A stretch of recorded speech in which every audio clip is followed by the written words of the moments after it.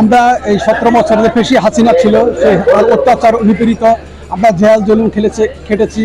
গাজীপুরের মানুষ না, শুধু সারা বাংলাদেশের মানুষ অতিষ্ঠ হয়ে গেছে। সেই অতিষ্ঠের কারণে আজকে দেশের কার্যক্রম দেশে আসছে। আনন্দ, ঈদের থেকে বেশি আনন্দ আমরা উপভোগ করবো ইনশাআল্লাহ। এবং এই আনন্দের সহিত আমরা সকলে আমাদের জন্য স্পেশাল ট্রেন উনি দিয়েছেন, সেই ট্রেনে দিয়ে আমরা ইনশাআল্লাহ আমাদের মিটিংয়ে যাব। দুনিয়ার সবচেয়ে বেশি আনন্দ ইনশাআল্লাহ বাংলাদেশের জনগণ করতেছে শুধু তারেক রহমানের আগমন উপলক্ষে।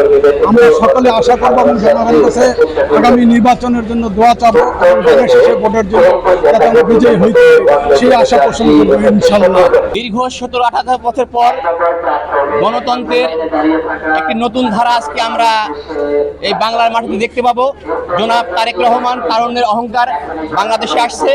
আমরা আশা করি সিলভার টিপ কন্ট্যাক্টে তৈরি নিরাপদ ও নান্দনিক ক্লিক সুইচ নির্ভরতা জীবন জুড়ে। আজকে থেকে বাংলাদেশ নতুন একটি বাংলাদেশ পাবে এবং গণতন্ত্র পূর্ণ বহাল বাস্তবায়ন হবে আজকে থেকে, এবং প্রত্যেকটি মানুষের অধিকার বাস্তবায়ন হবে বলে আমরা মনে করি আজকে থেকে।